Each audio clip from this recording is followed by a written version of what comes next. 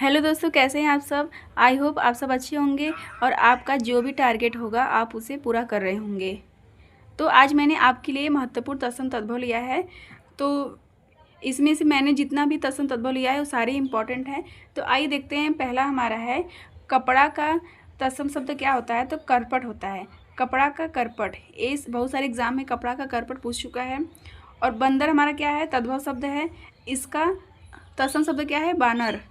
आपको ये साथ में ये शब्द भी देखना है कि कौन से शब्द तद्भव में आ रहे हैं और कौन से शब्द तत्सम में आते हैं। तद्भव कौन से शब्द होते हैं, जो भी हमारे हिंदी के जो शब्द होते हैं वो तद्भव होते हैं। और जो भी हमारे संस्कृत के शब्द आए होते हैं जो हमें डेली यूज नहीं करते हैं, जो भी शब्द संस्कृत में होते हैं वो तत्सम शब्द होते हैं। पहले हमने इसका डिफिनेशन देख लिया, फिर उसके बाद हम देखते हैं। तो कपड़े का तत्सम क्या होता है, करपट। बंदर का वानर। हाथी का मोस्ट इम्पॉर्टेंट हस्ती। गेहूं का गोधूम। कैथा का कपित्थ। आंसू का भी मोस्ट इम्पॉर्टेंट है, बहुत सारे एग्जाम में पूछा है। आंसू का अश्रु। घोड़ा का घोटक। ये जितना भी मैंने यहाँ पे लिखवाया है ये पार्ट 1 है।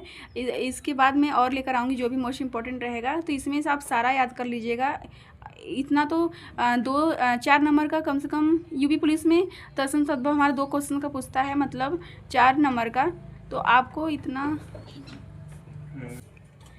अब 4 नंबर का पूछता है तो आपको तो इतना तो मेहनत करना पड़ेगा, तभी हमारा तत्सम तद्भव का क्वेश्चन सही हो पाएगा। जब हम ऐसा क्वेश्चन याद करेंगे तब, क्योंकि अब एग्ज़ाम में बहुत ज़्यादा इजी नहीं पूछता है कि जो आप सुने रहेंगे वही एग्ज़ाम में पूछेगा। तो ये सब आपको याद करना इम्पॉर्टेंट है।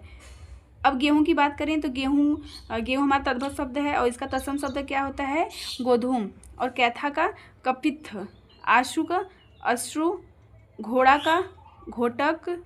पलंग का पर्यक, ये मोस्ट इम्पॉर्टेंट है, पलंग का पर्यक। और परिवा का प्रतिपदा। और एग्जाम में ये पूछा है, परिवा प्रतिपदा। होठ का ओष्ठ।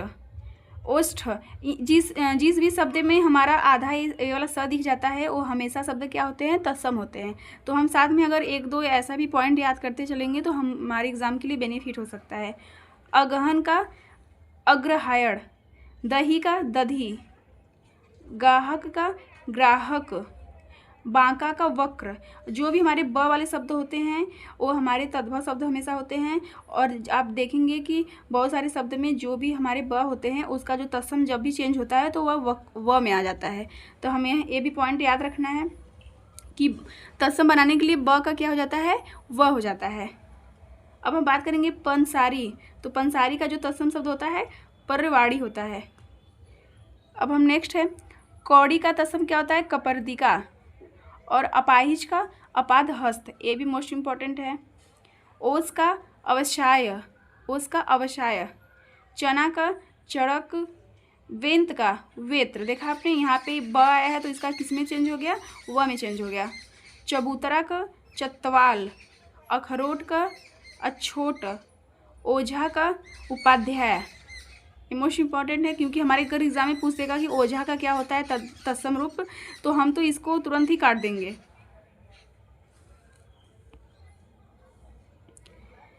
मिट्टी का मृत्तिका। मोती का मौक्तिक, जिसपे मैं कर रही हूँ वो बहुत ज़्यादा इम्पॉर्टेंट है। बारात, कभी कभी हमारा जो भी शब्द शुद्ध अशुद्ध का देता है तो उसमें बारात को बारात लिख देता है। तो आपको यहाँ पे ये भी इसका भी काम हो जाएगा कि आप देख लीजिए कि बारात होता है, बारात नहीं होता है। तो इसका क्या होता है, वर यात्रा होता है। सिंघाड़ा का सिंगराटक। बत्ती का वर्तिका। देख यहाँ पे फिर ब आया और इसका तत्सम किस में बदल गया, व में। तो जहाँ भी आप कभी कभी ऐसा होता है कि पढ़ने में ऐसा लगता है कि तद्भव शब्द ही है, हिंदी से ही लगता है, लेकिन कभी कभी वो तत्सम शब्द होता है। तो अगर व आया है तो आप इसे भी पकड़ सकते हैं कि हाँ, जिसमें जो हमारे व वर्ड होता है वो तत्सम में ही चेंज होता है। लाख का लक्ष्य। देखिए यहाँ पे भी मोस्ट इम्पॉर्टेंट है, ख हमेशा किस में चेंज हो जाता है, छत्री छ में, छ में। तो अगर आपको वर्ड पकड़ने में भी कन्फ्यूजन होता है कि लक्ष्य है कि लाख है, तो आप ख से तद्भव पकड़ सकते हैं और छ से तत्सम शब्द पकड़ सकते हैं जिस भी वर्ड में आए हों। और फिर मेरा नेक्स्ट टॉपिक है महत्वपूर्ण विलोम शब्द। तो ये मोस्ट इम्पॉर्टेंट हमें हमेशा कन्फ्यूजन हो जाता है कि अनभिज्ञ का अभिज्ञ होता है कि भिज्ञ होता है कि विज्ञ होता है।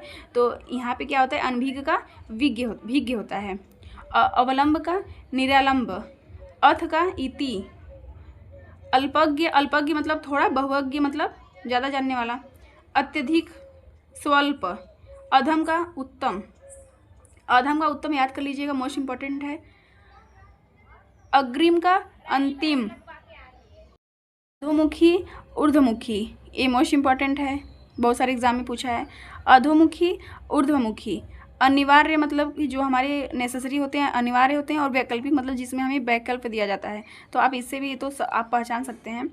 अज्ञ का विज्ञ, ये ध्यान देना है क्योंकि बहुत ज़्यादा कन्फ्यूजन हो जाता है अज्ञ विज्ञ विज्ञ में।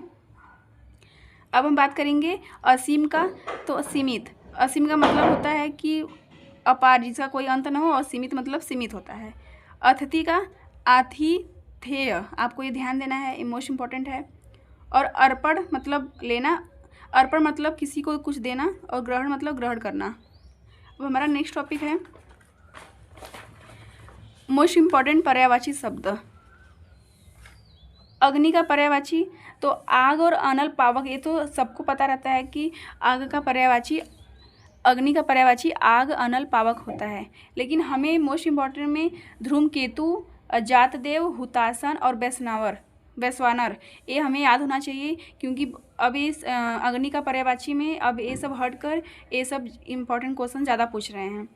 अब हम असुर की बात करेंगे तो दानव, दैत्य, राक्षस, ये सबको पता रहता है, तो आपको या तो ध्यान याद करना है, सुरारी याद करना है, मोस्ट इम्पॉर्टेंट है। अब अक्षर की बात करेंगे तो अक्षर का हमें इसमें सारा याद होना चाहिए क्योंकि अनेकार्थक शब्द में भी अक्षर का यूज होता है कि इसमें अक्षर का कौन सा अर्थ नहीं होता है, तो आपको ये सब याद होना चाहिए। तो मोक्ष, वर्ण, शिव, ब्रह्मा। और अभिजात की बात करेंगे, ये भी मोस्ट इम्पॉर्टेंट है, इसमें मैंने जितना भी लिया है सब मोस्ट इम्पॉर्टेंट है, आप सारा याद कर लीजिएगा नोट्स बनाकर। बस जब भी आपको टाइम मिले 5-10 मिनट आपको सिर्फ देखना है, देखते देखते ही याद हो जाएगा, रटना नहीं है, बस देखना है कॉपी में। अभिजात का मतलब श्रेष्ठ, पूज्य, उच्च, कुलीन। अज मतलब क्या होता है, अज का मोस्ट इम्पॉर्टेंट, अज मतलब ब्रह्मा, ईश्वर, दशरथ के जनक, बकरा। अंक की बात करेंगे तो हृदय, गोद, संख्या तो हम लोग को पता ही है, नाटक का एक भाग और सर्ग। अनार की बात करेंगे तो अनार का ये दोनों मोस्ट इम्पॉर्टेंट है, दाड़िम और सुखप्रिय, राम बीज, अनार का पर्यायवाची है।